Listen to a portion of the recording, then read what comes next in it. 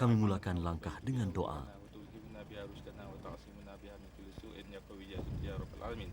اللهم سبحانه وأسبح الملك الكبرياء والعظمة والخلق والأمر والليل والنهار وما سكن فيه ملك وذكر لا شريك لك اللهم اجعل أول هذا النار صلاحا وأوسطه نجاحا وآخره فلاحا يا لطيف يا كريم يا رب Rasulullah sallallahu alaihi wasallam pernah bersabda, suratan takdir yang mu'allaq boleh berubah dengan doa.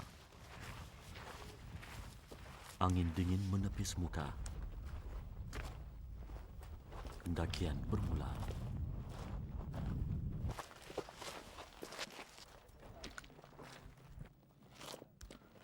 Dalam kesejukan, kami berpeluk. Gembala unta di kaki bukit menawarkan perkhidmatan. Kami memilih cara tersendiri untuk menghayati keindahan alam ciptaan yang maha kuasa. Nih, lama sangat ni. Kita naik tadi ke bawah tak tengok. Di tengah.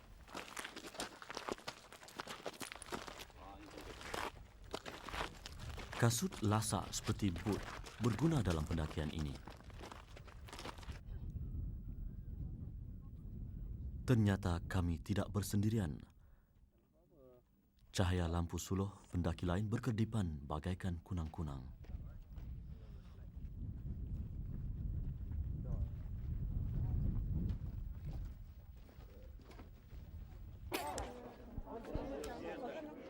Dua jam berlalu, kami menghampiri pos di separuh pendakian. Kami tidak sangka dingin hening malam di Jabal Musa menampung puluhan pengunjung putih, kuning dan hitam manis.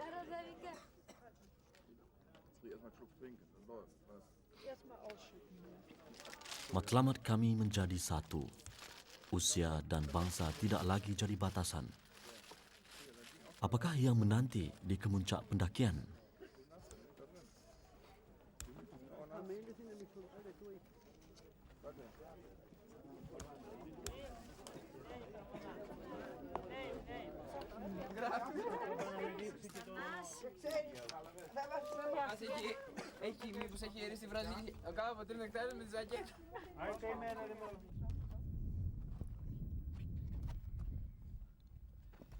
Enam setengah pagi, kami tiba ke puncak Jabal Musa.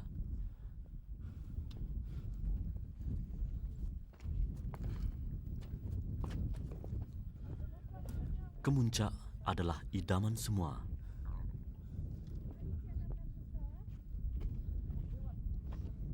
Segala usaha, penat lelah, resah gelisah tidak sia-sia.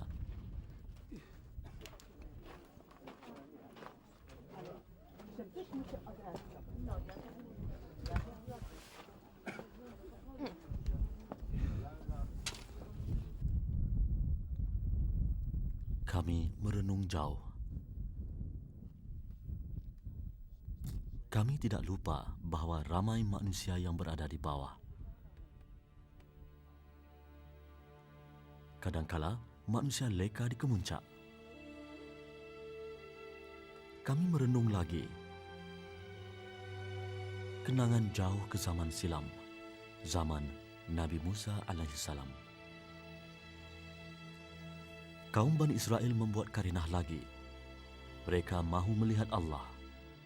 Mereka memberitahu Nabi Musa alaihissalam mereka tidak akan beriman sehingga mereka dapat melihat Allah dengan jelas. Nabi Musa marah, tetapi Allah maha bijaksana.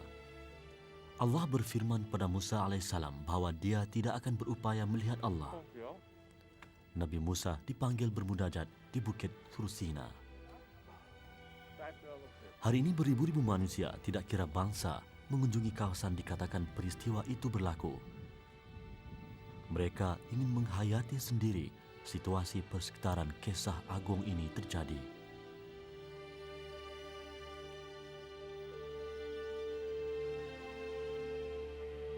Allah memperlihatkan keagungannya. Musa alaihissalam diperintah merenung bukit di hadapannya. Bukit hancur oleh satu cahaya yang sangat terang. Musa pengsan. Dalam peristiwa ini juga kitab Taurat diturunkan pada Nabi Musa alaihissalam.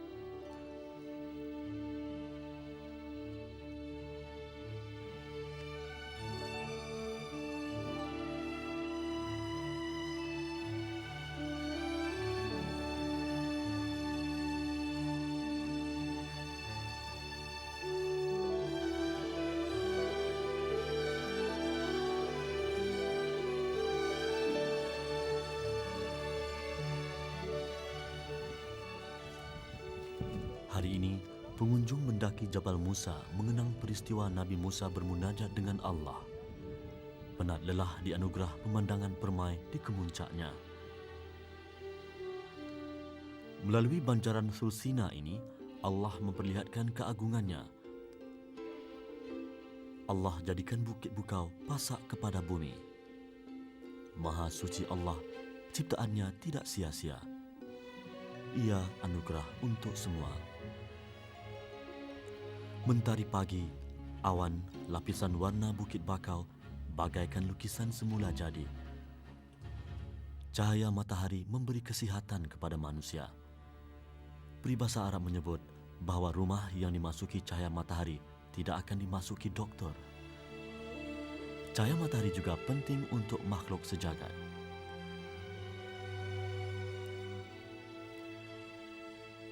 Jabal Musa menjadi tumpuan pelbagai rupa manusia.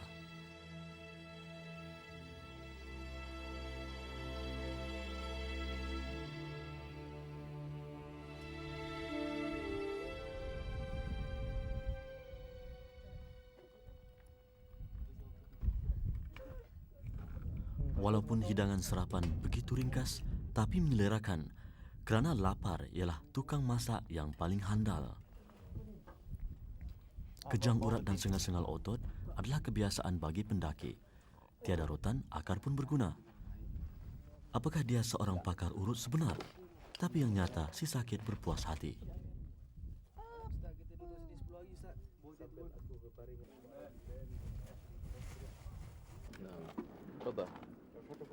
Keupayaan manusia terhad.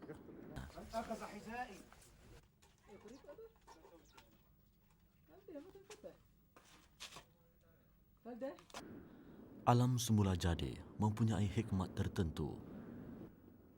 Gua ini memberi ketenangan kepada penghuni sementaranya. Suatu ketika dahulu, ia dikatakan tempat Nabi Musa alaihissalam bermunajat. Nabi Musa bersendirian, merenung dan memikir keagungan ilahi. Di bukit-bukit batu ini terdapat banyak gua semula jadi ciptaan Allah. Gua pernah dijadikan tempat kediaman ketika manusia belum tahu membina tempat tinggal. Gua mempunyai hubungan dengan kisah para anbiya. Nabi Muhammad SAW menerima wahyu di Gua Hira, Mekah. Baginda juga bersembunyi di Gua Thur semasa diburu musyrikin Quraisy. Nabi Ayub AS pula dikatakan mengasingkan diri di Gua Sanli Urfa, Turki semasa beliau diuji Allah dengan penyakit. Nabi Ibrahim AS dilahirkan dalam gua. Terdapat satu surah dalam Al-Quran yang menceritakan beberapa pemuda yang soleh melarikan diri daripada kekejaman pemerintah dan bersembunyi dalam gua. Kisah Ashabul Kahfi atau penghuni gua memperlihatkan kebesaran ilahi yang berkuasa menidurkan manusia dalam tempoh yang panjang. Gua adalah ciptaan yang maha bijaksana. Maha suci Allah tidak mencipta sesuatu dengan sia-sia.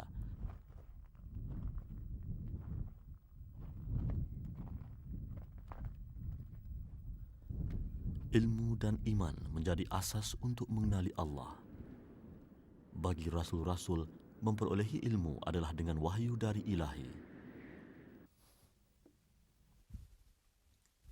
Begitu sukar untuk seseorang sampai ke puncak ini. Saya sendiri mengambil masa 5 jam. Bayangkanlah betapa payahnya Nabi Musa alaihissalam meredah gunung batu ini semata-mata untuk bermunajat kepada Allah Subhanahu Wa Taala.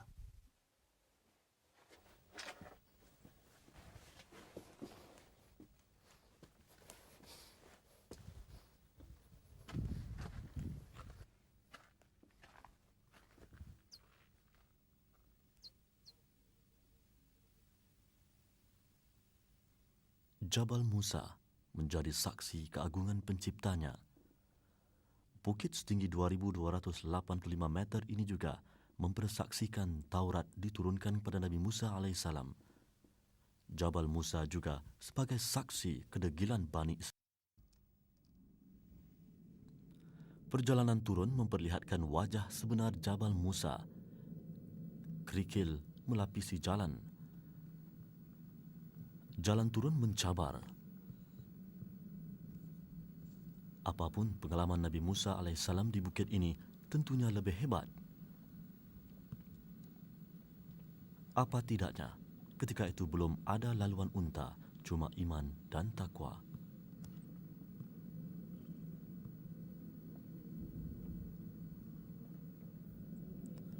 Kami meniti tangga batu yang curam.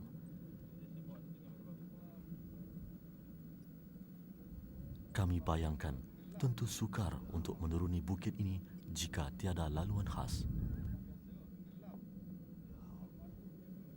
Mendaki bukit berbatu adalah pengalaman baru bagi kami. Sekurang-kurangnya, bukit di Malaysia mempunyai tempat berpegang dan berpaut. Pengalaman ini mengajar kami berdikari. Kita tidak boleh selama-lamanya bergantung kepada yang lain.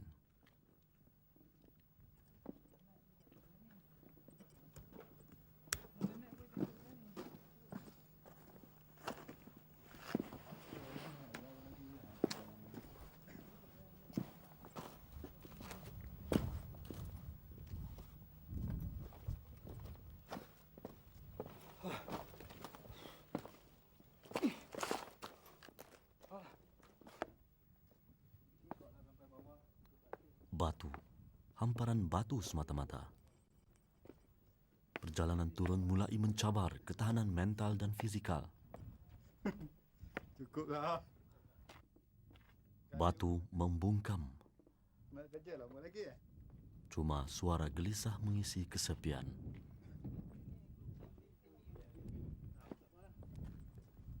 Senario yang sama berulang. Batu, panas terik mentari Sinai, laluan curam, bahang. Kami perlu berhati-hati. Kami kehausan. Kami perlu teruskan perjalanan. Kami perlu kuatkan azam.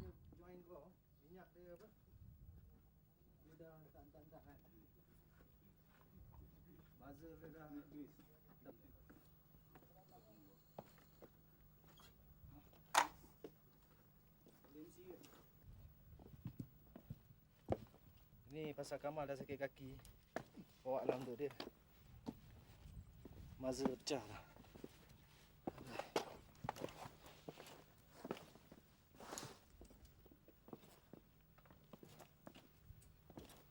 Malu orang tengok. Turun macam tu. Kami mengatur langkah dengan berhati-hati.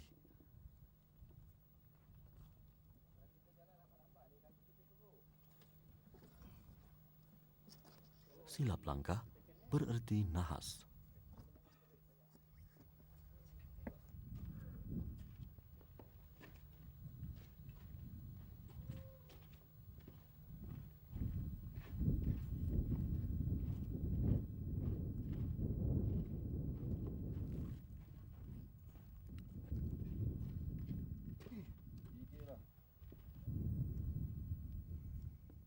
Kami menuju ke perkampungan Nabi Ilyas alaihissalam.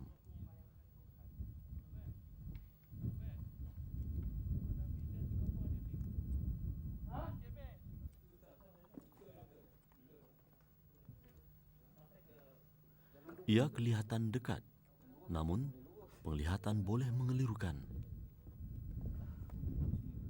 Kami terasa sunyi. Apa tidaknya, laluan ini bukan laluan utama pengunjung Jabal Musa. Kami mula khawatir sesuatu akan menimpa. Boleh tak? Okey, berat tu. Slow-slow sikit lah. Jangan laju ni, slow-slow lah. Pelan-pelan kita dah sampai ke puncak dah Siapa ni. mau halwa, gula-gula? Dah menurun, dah turun dah ni. Berikan sedikit protein. Bagi Ustaz nak bawa. Ini bukan masanya untuk mengalah. Kata-kata perangsang menjadi teman. Penumpuan mesti ke hadapan. Setia kawan, penguat semangat. Kami semakin menghampiri perkampungan Nabi Ilyas alaihissalam. Setapak demi setapak kami mendekatinya. Walaupun persekitaran mencabar, kami berazam untuk menziarahinya. Hendak 1000 daya, tak hendak 1000 dalih. Kita duduk kat rumah ni Kami tidak menemui pendaki lain di laluan ini. Pengunjung lain sudah lama tiba ke kaki bukit menggunakan laluan utama.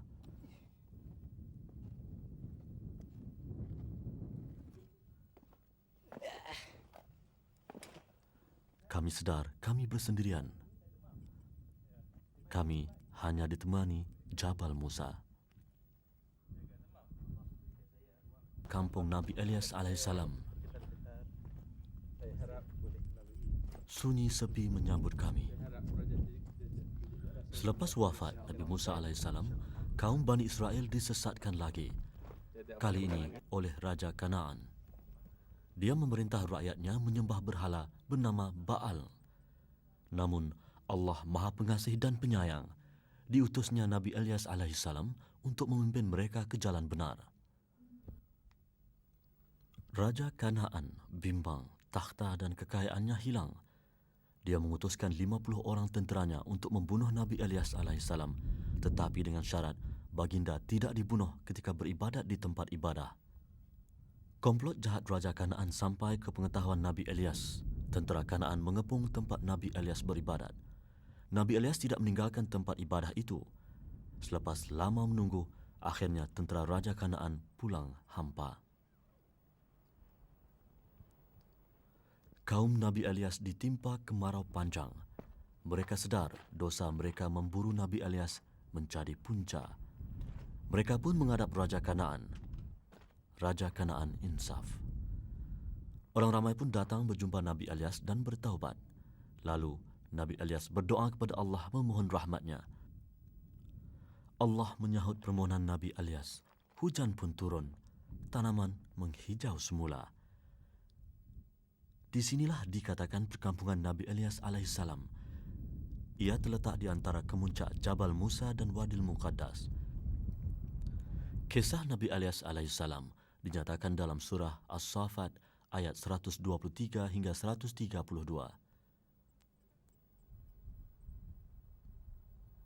Kesunyian memberi ruang untuk manusia berfikir. Kesunyian ciptaan Allah. Ia suatu nikmat. Rasul-rasul yang ingin mendekatkan diri dengan Allah selalunya bersunyian. Kesunyian adalah dunia para rasul. Tambatlah unta sebelum bertawakal. Kita tidak seharusnya berserah diri kepada Allah sebelum berusaha. Di mana ada usaha, di situ ada jalan. Walaupun keadaan kering dan gersang, tetapi Nabi Ilyas alaihissalam dan pengikutnya berupaya meneruskan kehidupan. Mereka membina empangan bagi menampung air untuk kehidupan.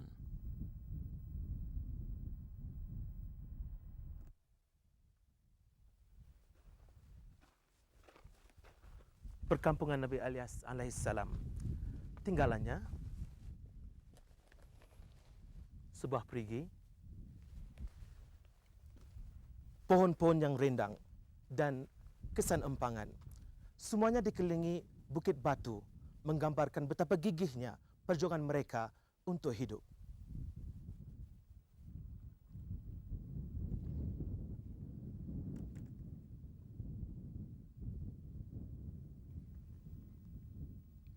Syair Arab ada menyebut, Anda mengharapkan kejayaan sedang Anda tidak mengikut lunas-lunasnya?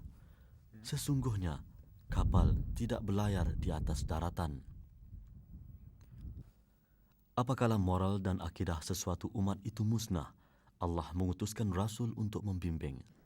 Sesungguhnya Allah tidak akan menyeksa sesuatu umat sehinggalah Rasul diutuskan. Tegak rumah kerana sendi, runtuh sendi, rumah binasa. Tegak umah kerana budi, runtuh budi, ummah binasa.